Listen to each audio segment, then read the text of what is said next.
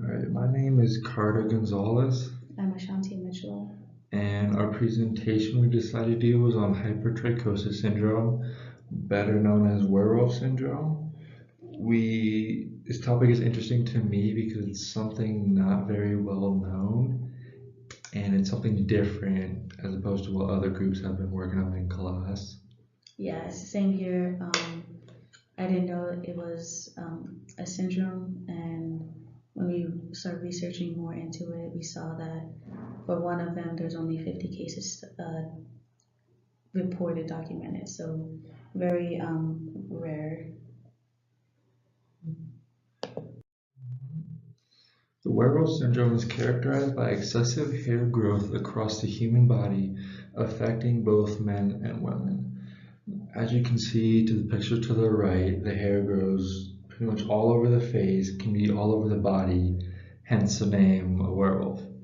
While hypertrichosis is extremely rare, there's a few number of cases every year in the US and anywhere from 50 to 100 worldwide. There are a few types of hypertrichosis. You have congenital hypertrichosis, languinos, congenital hypertrichosis terminalis, nevoid hypertrichosis, hirsutism, and acquired hypertrichosis. Each of these different types of hypertrichosis vary in the length of the hair, the age of the individual, how thick the hairs actually are, and how excessive, and some of them do depend on the sex. It can occur at birth or develop later in life. Another common symptom is dental issues such as enlarged gums or missing teeth. Off of recent research, it has been traced to be inherited as an autosomal or X-linked dominant trait.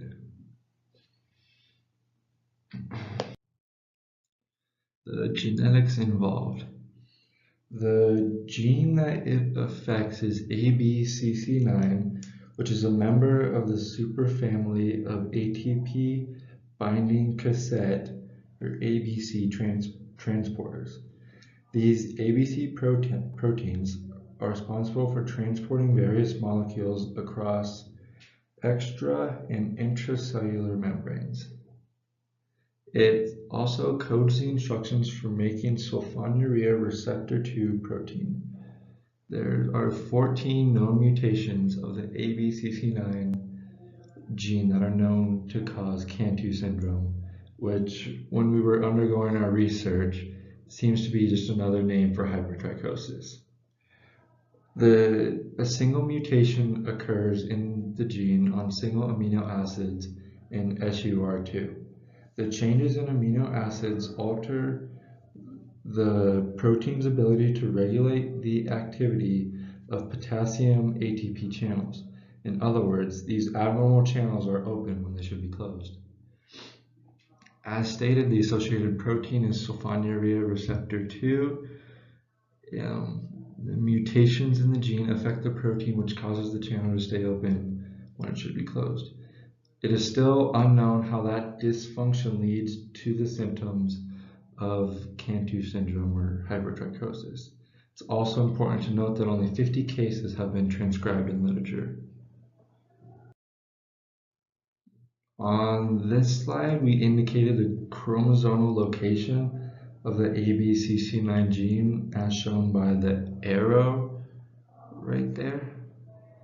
The cytogenetic location is 12p12.1, which is the short arm of chromosome 12 at position 12.1.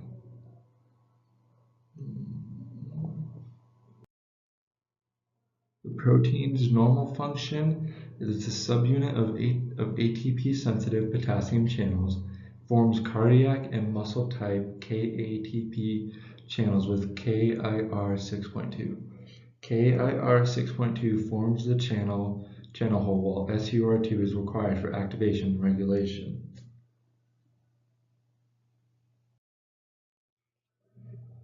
Specific mutations that occur in the gene. Every mutation changes a single protein building block or amino acid in the SUR2 protein. These altercations are believed to change the structure of the protein and its ability to regulate the activity of the potassium ATP channels, such as the opening and closing described earlier. In figure 1 to the right, it was taken from the Hypertrichosis Syndrome, the scholarly article, which we will include in our email to you. A is a pedigree of a 5-generation Chinese family with 11 affected individuals who have hypertrichosis. Figure B is a photograph showing the severity of the disease. The figure C is an MRI showing cervical in the proband. Figure D is an X-ray image showing scoliosis, and E is a schematic drawing showing REF-SEQ genes in critical regions. So, as Carter said, some hypertrichosis is autosomally inherited, and these autosomal hypertrichosis is dominantly inherited. These mutations on chromosome 8 have been identified with this type of hypertrichosis. And so with men, when they pass it on, it only mutates, the mutation only happens to their daughters. And for females, they have a varying degree of this disease, and it's because of the 2 X chromosomes that females have. They have one active and one inactive, and the inactive X chromosome is called the bar body, and the selection of what X chromosome that will be inactivated is random. Therefore, some cells express the mutant X-linked gene and some do not, resulting in a mosaic effect. And then Carter also said that there was a Chinese family involved with hypertrichosis, and upon research, it said that chromosome 5 on the X chromosome was affected, and in another research on a Mexican family, it showed that chromosome 4 in the same part of the X chromosome affected this family.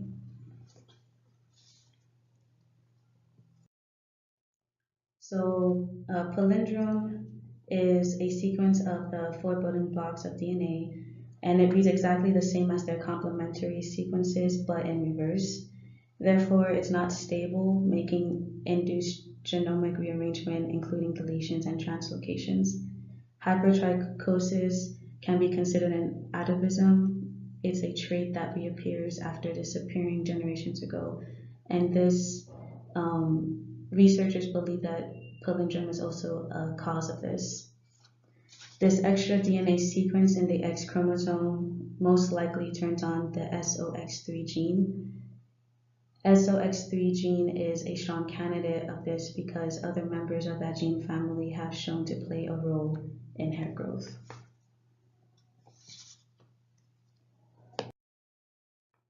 There's other CGH syndromes, congenital generalized hypertrichosis. The generalized hypertrichosis terminalis is believed to be a deletion of genes on chromosome 17, causing the MAP2K6 enzyme to fold incorrectly. The MAP2K6 is a mitogen activated protein kinase 6. It's involved with transcription of genes, and so this prevents genes from being expressed correctly, also causing rapid hair growth. And the acquired hypertrichosis occurs after birth and has no, as of now, it's known it does not have any genetic factors. It can be caused by drugs, cancer, and is also shown to be linked with eating disorders like anorexia. To finish up our presentation, there's other disorders that have been linked to the ABCC9 gene mutations. 2 mutations have led to dilated cardiomyopathy, which is a form of heart disease that enlarges and weakens the cardiac muscle, preventing the heart from pumping blood efficiently. Signs and symptoms are irregular heartbeat, shortness of breath, extreme tiredness, and swelling of legs and feet.